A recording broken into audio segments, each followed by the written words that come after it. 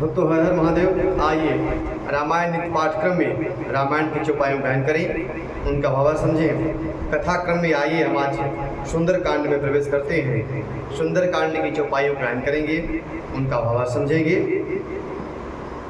श्री गणेशाय नमः। श्री जानकी वल्लभो विजयते।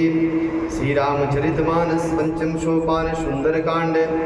शांतं शाश्वतमप्रमेयमनघं निर्वाण शांति प्रदं ब्रह्मा शंभु फणीन्द्र शैव मनीषं वेदांत वेद्यं विभुं रामाख्यं जगदीश्वरं सुरगुरुं माया मनुष्यं हरिं वन्देऽहं करुणाकरं रघुवर भूपाल चूड़ामणिं नानास्पृहा रघुपदे हृदयस्मदीये सत्यं वदामि च भवान् खिलान्तरात्मा भक्तिं प्रयच्छ ऋगपुंगव निर्वरामे कामादोषरहितं कुरु मानसं च अतुलितबलधामं हेमशैलाभदेहं दनुजवनकृशानुं ज्ञानिनामाग्रगण्यं सकलगुणनिधानं वानराणामधीशं रघुपतिभक्तं वातजातं नमामि। आइए चौपायों गायन करें और उनका भाव समझें।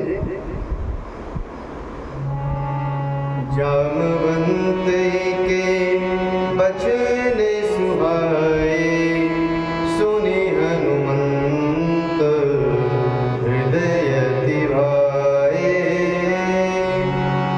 तब लगी मोही परी क्यों तुम भाई सही दुख कंद मूल फल खाई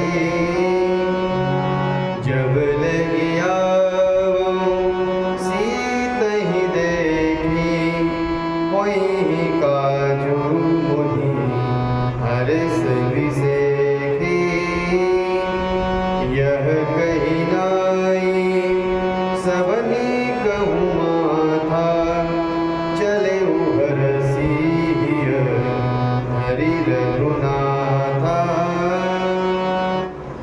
जामवंत के सुंदर वचन सुनकर हनुमान जी को उनके हृदय में जामवंत जी की बात अच्छी लगी और वे बोले, हे भाई तुम लोग दुख सहकर कंदमूल फल खाकर तब तक मेरी प्रतीक्षा करो, मेरी राह देखते रहना जब तक मैं सीता जी को देखकर लौट न आऊँ।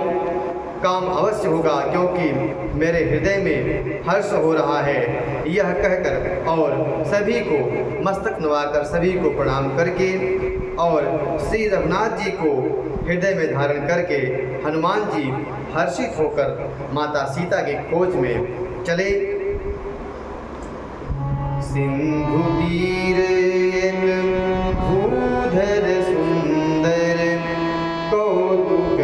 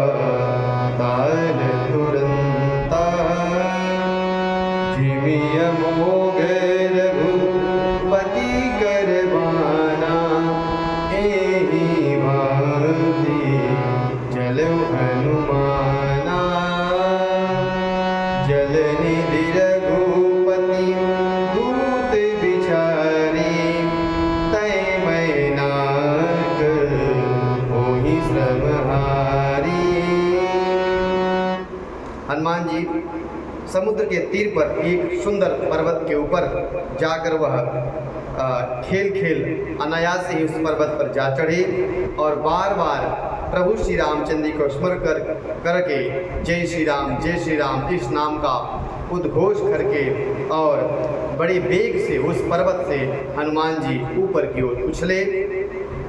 जिस पर्वत पर हनुमान जी ने पैर रखकर उछले थे वह तुरंत ही पाताल में धंस गया। जैसे श्री रघुनाथ जी का अमोघ बाण चलता है उस प्रकार से हनुमान जी आगे बढ़े। समुद्र उन्हें श्री रघुनाथ जी का दूत जानकर मैनाक पर्वत से कहा कि आप ऊपर चले जाएं और इनकी थकावट दूर करने के लिए इन पर अपने ऊपर विश्राम करने का उन्हें अवसर प्रदान करें। इस प्रकार समुद्र जी ने मैनाक से कहा।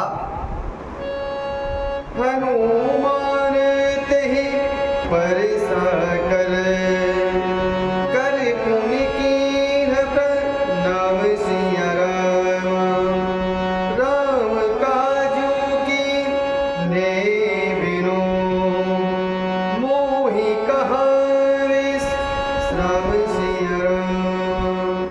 हनुमान जी ने उन्हें हाथ से छू लिया और फिर प्रणाम करके कहा कि भाई, श्री रामचंद्र जी का काम किए बिना मुझे विश्राम नहीं है।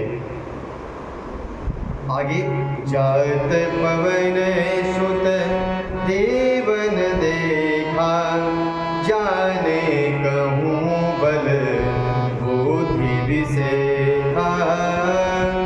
सुरसा नाम अहिन कै माता, पठिन आए कही तेहि बाता। आज सुरन मोहि दीन आहारा, सुनत वचन कह पवन कुमारा। राम काजू करी फिरि मैं आवो, सीता कई सुधि प्रभु ही सुनावो। देवताओं ने पवन पुत्र हनुमान जी को लंका जाते हुए देखा तो उनके विशेष बल और बुद्धि जानने के लिए उन्होंने अपनी परीक्षा सांपों की मात्रा, नागों की मात्रा सुरसा को भेजा। उसने आकर हनुमान जी से यह बात कही, आज देवताओं ने मुझे भोजन दिया है। यह वचन सुनकर पवन कुमार अंजनी पुत्र हनुमान जी ने कहा कि माता, मैं श्री रामचंद्र जी का कार्य लौट कर करके आऊँ और प्रभु की खबर सीता जी को सुना दूँ और माता जानकी की खबर प्रभु श्री राम को सुना दूँ। इसके बाद मैं तुम्हारे लिए भोजन के रूप में उपस्थित हो जाऊँगा। लेकिन आगे तब तब तब बदन पैठी हम आई, सत्य कहूँ मोहि जान दे माई। कवने जतन दे नहीं जाना, ग्रसस न मोहि कहूँ हनुमाना। जो जनवरी ते बदनु प्रसारा, कपितनु कीन गुण विस्तारा। जो रह जो जन मुख तेहि ठयऊ, तुरत पवन सुत बत्तीस भयऊ। हनुमान जी ने कहा, प्रभु श्री रामचंद्र जी का काम करने के बाद मैं तुम्हारे सामने खुद उपस्थित हो जाऊंगा और मैं तुम्हारे मुंह में घुस जाऊंगा, तब तुम मुझे खा लेना। हे माता, मैं सत्य कहता हूँ, अभी मुझे जाने दे। जब किसी प्रकार से उपाय से नहीं जाने दिया, तब हनुमान जी ने कहा कि मुझे खा लो। और इतना सुनकर सुरसा ने योजन भर 4 कोस का मुंह फैलाया। तब हनुमान जी ने अपने शरीर को सुरसा जी से दुगना कर लिया और उसने 16 योजन का मुंह बनाया। तब हनुमान जी ने अपने शरीर का आकार 32 योजन कर लिया। आगे क्या हुआ? जस जस सुरसा बदन बढ़ावा, तास गुण कभी रूप दिखावा। सत्य जो जन तिहि, सत्य जो जन तिहि आनन कीना, अति लघु रूप पवन सुत लेना। जैसे जैसे सुरसा मुख का विस्तार बढ़ाती थी, वैसे वैसे हनुमान जी अपने शरीर का जो स्वरूप था वह दुगना कर देते थे।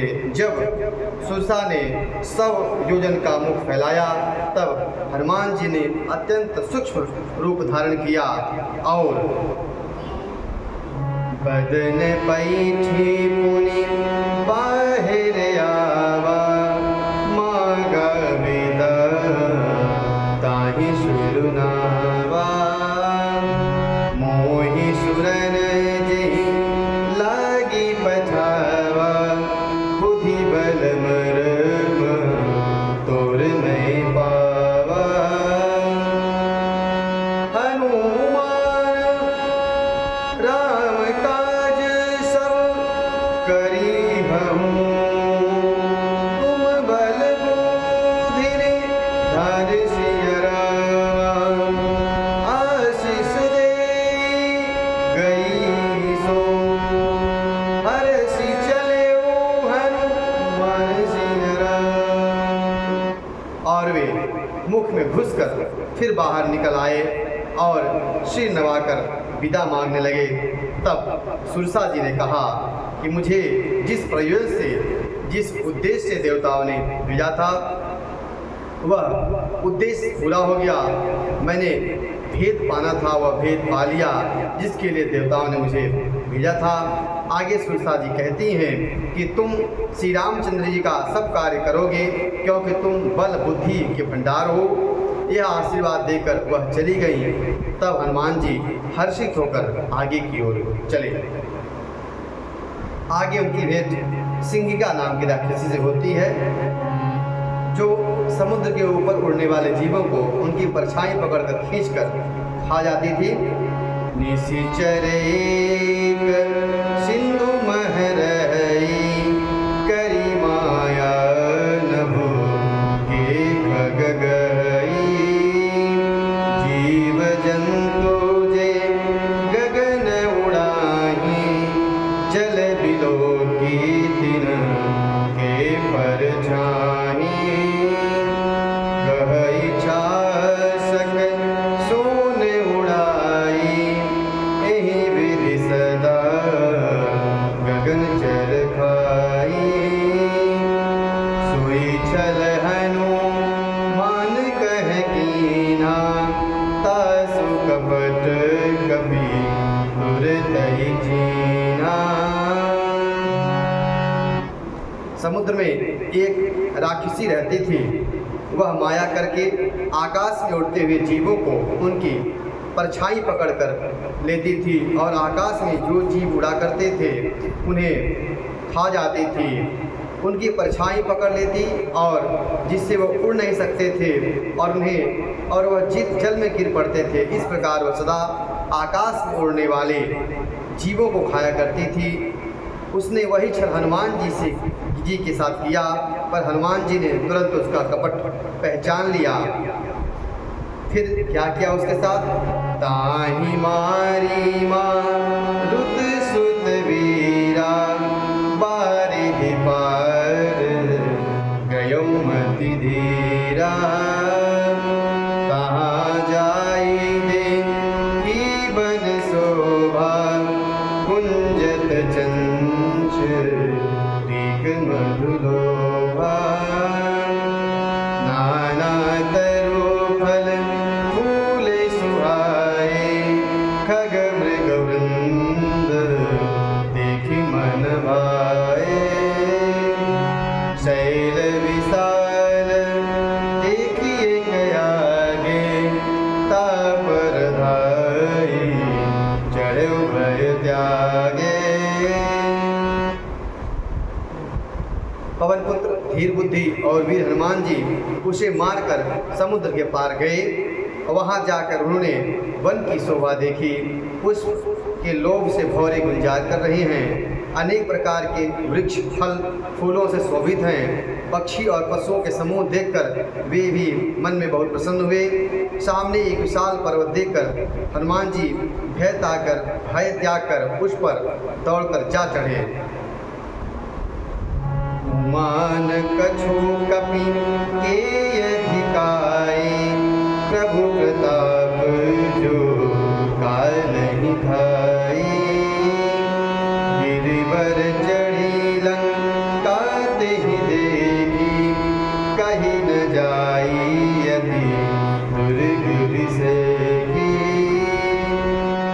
अति उतंग जल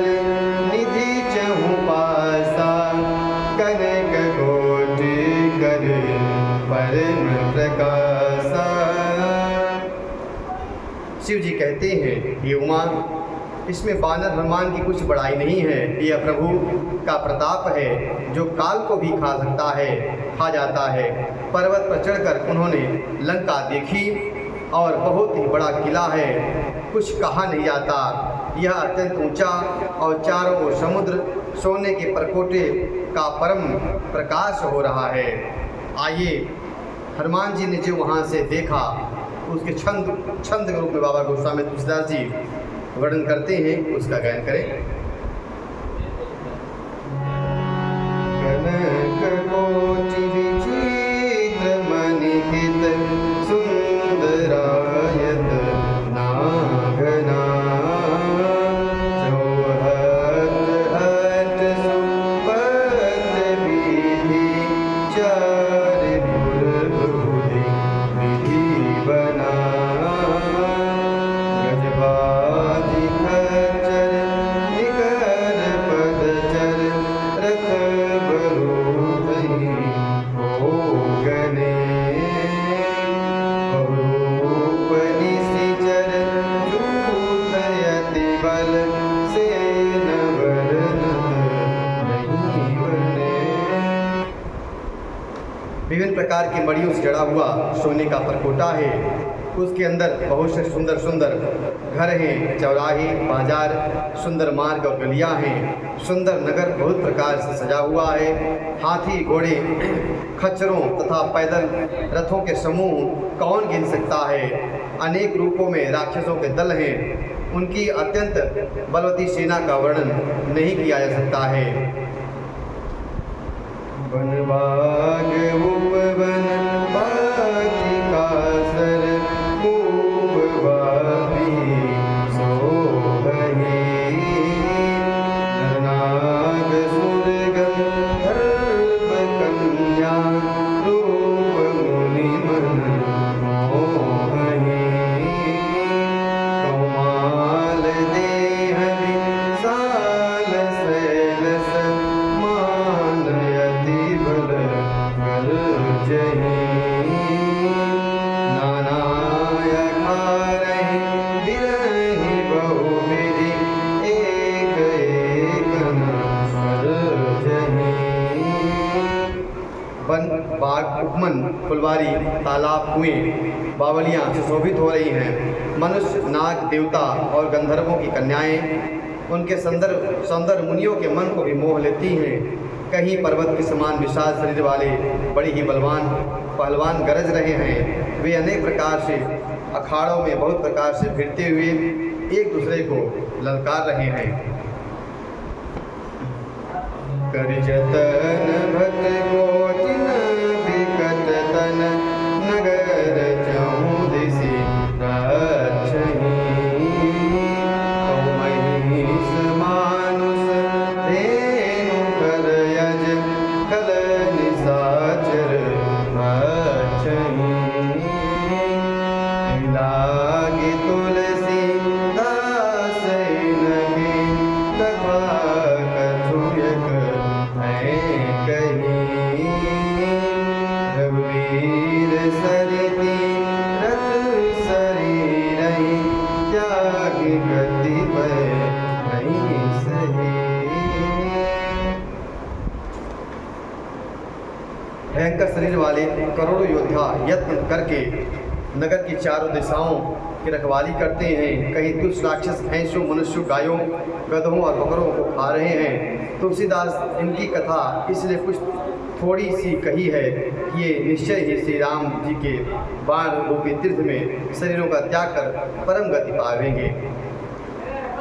पुर रखवारे देखी बहू कपि मन की विचार राम अति लघु रूप धरो निशी नगरी करो पैसार राम। नगर के बहुसंख्यक रखवालों को देखकर हनुमान जी के मन में विचार किया कि अत्यंत छोटा सा रूप धरूं और रात के समय नगर में प्रवेश करूं। इस प्रकार हनुमान जी छोटा सा रूप बनाकर नगर में प्रवेश करते हैं। आगे क्रम में हम आगे के उपायों का गायन करेंगे, उनका भावार्थ समझेंगे। कथा अच्छी लगी हो तो यूट्यूब चैनल सब्सक्राइब जरूर करें, शेयर करें। जय श्री राम कमेंट करें। हर हर महादेव।